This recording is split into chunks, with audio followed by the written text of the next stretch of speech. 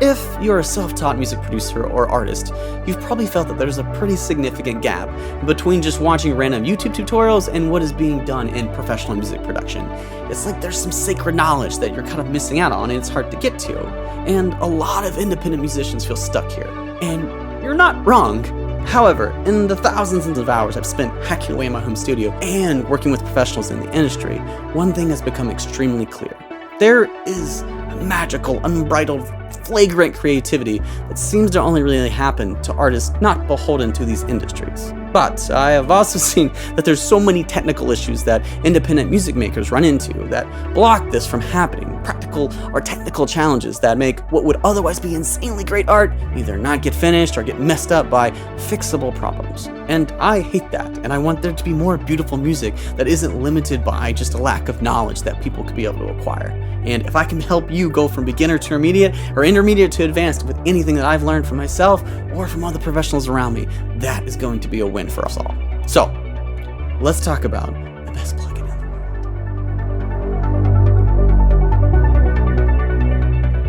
So the art of music is really sound design. It's making and modifying and combining sounds to create emotions and feelings that you want in a structure that can touch another human. And while that is really the whole point of music, there's a lot of engineering you're gonna have to do, because basically the engineer's job is to try to fit all the art we made into the boxes of modern music without losing the emotion along the way.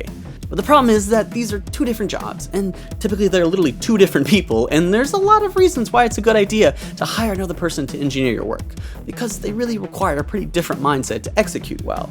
But I know you don't care, and you're going to play both roles, so here's what we need to do. We need to set ourselves up so the artist and us can create really fast and just let the music flow out of us, while we don't screw our engineer mind in the future, and when we have to mix all the stuff together. So let's get into a specific example. I'm going to make a fairly standard vocal chain here.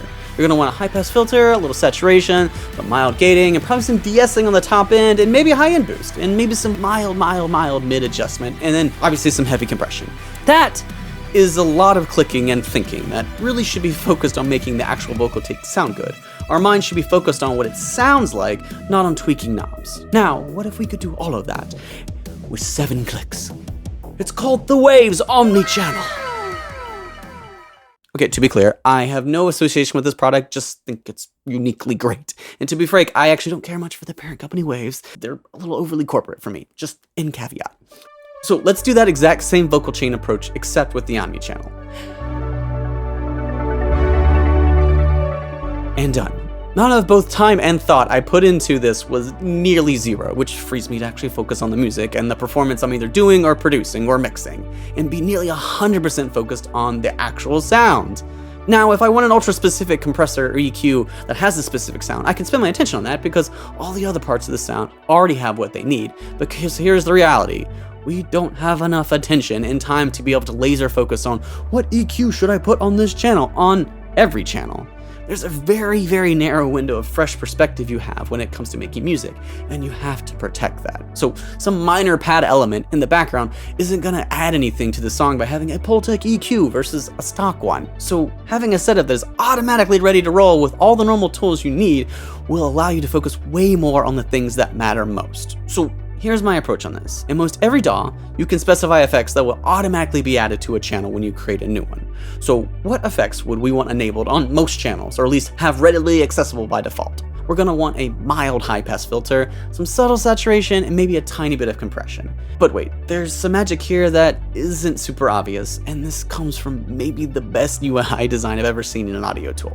So lots of plugins have modules that you can turn off and on, no biggie, but on the Omni channel, if a module is off and I start tweaking the parameters, it automatically turns on. And it's a lot of these little things that make this so useful. Similarly, the knobs you turn the most are big, and the parameters you need the most are instantly available, and the less common but still useful are typically one click away in a menu. And any frequency selector like an EQ can be demoed. Meaning just hold the control button and click on the knob, and it will allow you to hear that frequency while you sweep through it, which is super handy for de-essers. And this leads to a really another cool thing. Each of the modules, when it's turned off, uses 0 CPU. So if we add this to literally every channel in our project, but I don't have any of the modules enabled, it takes basically 0 resources. So we get all the benefits of 6 plugins at our fingertips with no sacrifice in performance.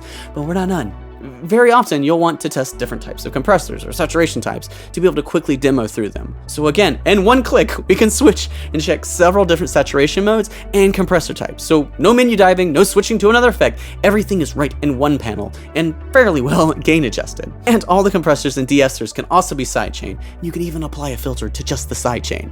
And I sounded excited about this because it fixes such a huge problem that literally destroys art. It's the, oh, this synth is a little too bassy. Let me open up my effects list, scroll through to find a high pass filter, add the effect, tweak the cutoff point, and now I can get back to actually making music. Those 15 clicks we waste, that 10 seconds of distraction, over a song become thousands of clicks, hours of tasks, and harm the music. Every coin that we save on the engineering front is one more we can put in the art bucket.